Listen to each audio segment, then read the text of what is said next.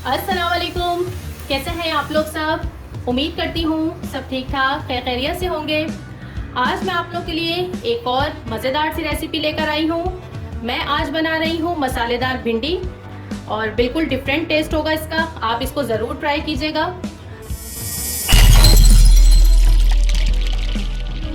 यहाँ मेरे पास सरसों का तेल मैंने ले लिया है कढ़ाई के अंदर। 1/4 कप होगा ये तकरीबन। यहाँ मैं इसके अंदर तकरीबन 3 मीडियम प्याज है मेरे पास, उसको मैंने स्लाइस में कट कर लिया है। ये चली जाएगी इसमें। प्याज को हल्का सा सौटे करेंगे। अच्छा, प्याज जो है आप अपनी मर्जी से कम ज़्यादा कर सकते हैं। यहाँ भिंडी मेरे पास तकरीबन 1 किलो है, इसलिए मैंने 3 मीडियम साइज़ की प्याज ली है इसके अंदर। यहाँ प्याज को लाइट सा सौटे कर लिया है और अब मैं इसमें शामिल करूँगी भिंडी। तकरीबन 1 किलो के करीब भिंडी है और अब भिंडी को इसके साथ प्याज के साथ बहुत अच्छे तरीके से फ्राई करना है। अगर हम प्याज को ब्राउन करते या लाइट सा ब्राउन कलर भी देते या जैसे भी इसको फ्राई करते, तो अगर उसके बाद हम भिंडी को उसमें डाल के फ्राई करते तो प्याज जल्दी हो जाती ब्राउन, जल जाती और हमारी भिंडी वैसी की वैसी रहती। इसलिए इस बात का ख्याल रखिएगा कि आपने प्याज को बस लाइट सा सौटे करना है और उसके साथ ही जो है भिंडी ऐड कर देनी है। उसके साथ ही ये दोनों चीज़ें एक साथ ही फ्राई हो जाएगी। बस अब इसको तकरीबन 5 से 7 मिनट लगेंगे। यहाँ भिंडी को फ्राई होते हुए तकरीबन 5 मिनट हो गए हैं और भिंडियों को लस से बचाने के लिए, जो इसमें लेस आ जाता है, इससे बचाने के लिए हम इसमें शामिल करेंगे 1 खाने का चम्मच ये सोया सॉस। ये सोया सॉस जो है भिंडियों के अंदर लेस को नहीं आने देगा। इससे जब भी भिंडी बनाए करें, ये ज़रा सा और शामिल कर रही हूँ, ये ज़रूर शामिल किया कीजिए सोया सॉस इसके अंदर। बस फ्लेम मैंने मीडियम रखा हुआ है और इसे इसी तरह से हमें फ्राई करना है। इसमें टाइम लगेगा तकरीबन 7 से 8 मिनट लगेंगे इसे फ्राई होने में। चलिए फिर मिलते हैं 8 मिनट बाद। तकरीबन 10 मिनट लगे हैं इसे फ्राई होने में और मैंने चूल्हा बंद कर दिया है। ये अच्छे से फ्राई हो गई हैं, प्याज भी भिंडी भी। और अब मैं इसे प्लेट में निकालूंगी। यहाँ मैंने कढ़ाई में से भिंडी को निकाल लिया है और सेम कढ़ाई में मैंने थोड़ा सा और ऑयल लिया है। मैं यहाँ सरसों का तेल इस्तेमाल कर रही हूँ, आप कुकिंग ऑयल भी यूज़ कर सकते हैं। अच्छा, यहाँ पे अब हम इसमें डालेंगे 1 टीस्पून सफ़ेद ज़ीरा और 1/4 टीस्पून अजवाइन। इसे कड़कड़ाना है। अब हम इसमें शामिल करेंगे, यहाँ मेरे पास 2 भर के खाने के चम्मच जो है अदरक, लहसुन और हरी मिर्च है, जिन्हें मैंने क्रश कर लिया है। ये चला जाएगा इसमें। मैंने तकरीबन 2 हरी मिर्चें ली हैं और 2 इंच का टुकड़ा लिया है अदरक का और 4 लहसुन की कलियाँ ली हैं। इनको क्रश कर लिया है, पीसना नहीं है।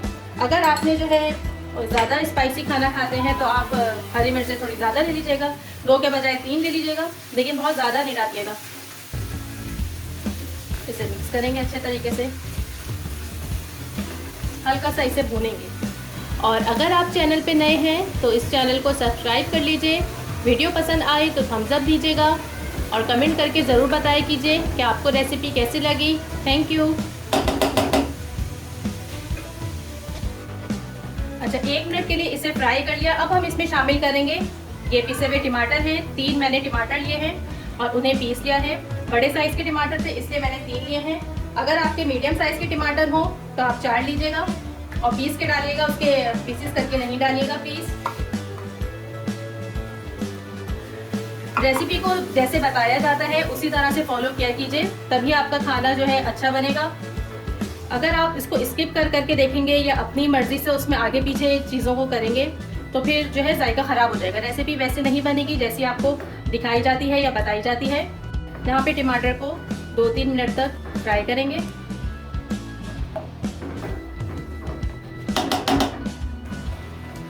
अब यहाँ पे इसमें शामिल करेंगे पिसी लाल मिर्च। मैंने यहाँ तकरीबन 1 टीस्पून शामिल कर रही हूँ। हल्दी जाएगी इसके अंदर 1/4 टीस्पून।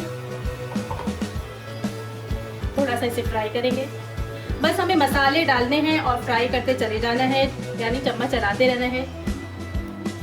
स्टेप बाय स्टेप इसमें सारी चीज़ें डलेंगी, लेकिन ये बहुत मज़े की भिंडी बनेगी। आप इस रेसिपी को ज़रूर ट्राई कीजिएगा और मुझे कमेंट करके बताइएगा कि कैसी बनी, क्योंकि मेरे यहाँ तो ये बहुत शौक से खाई जाती है। चलिए जी, अब इसके अंदर शामिल करते हैं तकरीबन 1 खाने का चम्मच भरकर कुटा धनिया।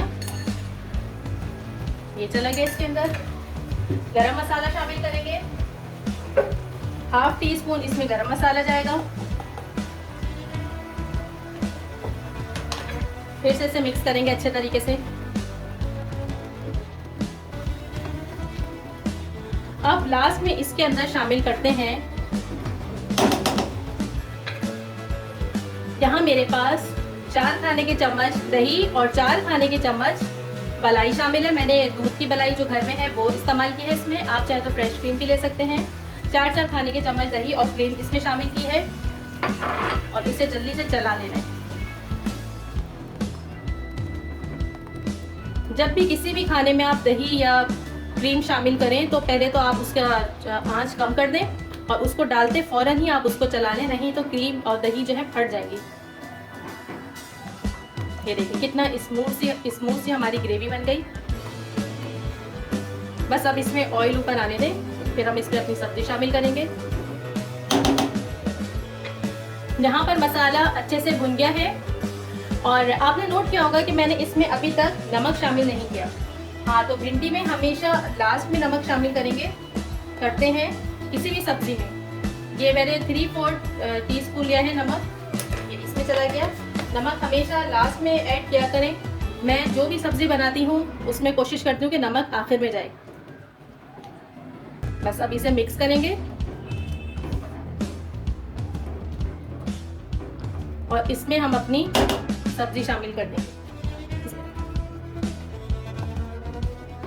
देखिए कितनी अच्छी हमारी ग्रेवी बन गई।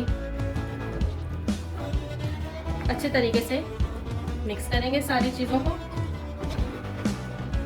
भिंडी फ्राई करते हुए तकरीबन पक ही चुकी है, इसे मज़ीद ज़रूरत नहीं है। यहाँ पर भिंडी मसाले में अच्छे तरीके से मिक्स हो गई है और बस अब इसे हम हल्की आंच पर उसमें रखेंगे, दम पे रखेंगे तकरीबन 4 से 5 मिनट और फिर इसे सर्व करते हैं। और यहाँ पर हमारी मज़ेदार सी मसालेदार भिंडी बिल्कुल रेडी है। आप इस रेसिपी को ज़रूर ट्राई कीजिएगा और मुझे बताइएगा कि आपकी भिंडियाँ कैसी बनी। चलती हूँ, दुआओं में याद रखिएगा। फिर आऊँगी एक नई रेसिपी के साथ। खुदा हाफिज़।